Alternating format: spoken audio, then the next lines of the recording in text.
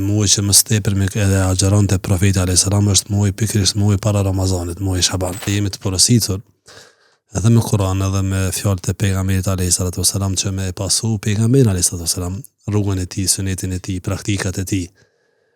Laqad kana lakum fi rasulillahi uswatun hasana, thot Allah azza wa jall, ju e keni profetin modelin më të mirë, pra që duhet ndjekur dhe që duhet pasuar.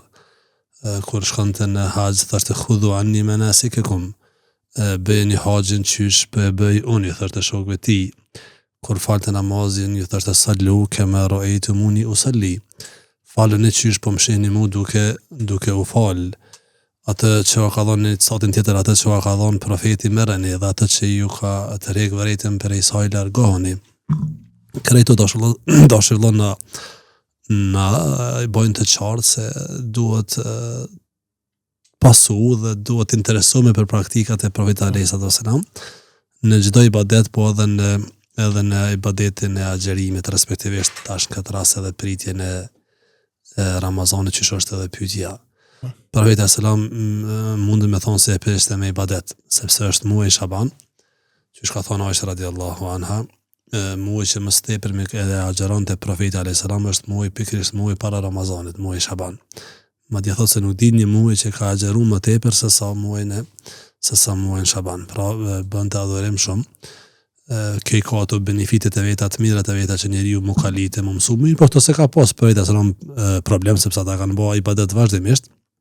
Mirë, për ka anën tjetër që besimtari sa më i pastër që është, dhe sa më i lehtë që është, dhe është pastruar, është lehtu nga gjunat, nga mëkatet, nga lëshimet, aq më shumë mundet me përfitu për një ibadeti. Ramazani është ibadet i madh, agjerimi është ibadet i madh, dhe besimtari duhet kollajfort më përgatit për me mujt me shfrytzu. Sepse jo secili besimtar e shfrytëzon ose e jep hakun, po ka shumë që agjerojnë edhe dalin, po ka dhe shumë që ndoshta nuk kam përfitu prej agjerimit ose Ramazanit vetëm se etjen, që ka orë në hadith, dhe urin. E pristem me ibadet, e pristem pastaj shokët e tij me lutje, por edhe i përgazonte shokët e tij sahabët. Kur vinte Ramazani i jepshte myzde.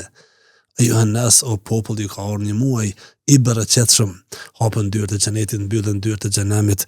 Në këtë muaj është një natë vlera, se cilës është sonimi muaj, ai i cili provohet nga vlerat dhe të mirat e kësaj nate, ai veç është i provuar.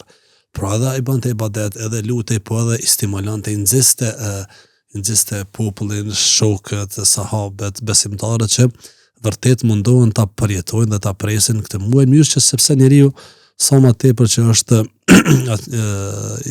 ka të lartë vetë dijen për diçka, dhe mundet edhe e shfrytëzon, është e kujdesshëm ndaj saj.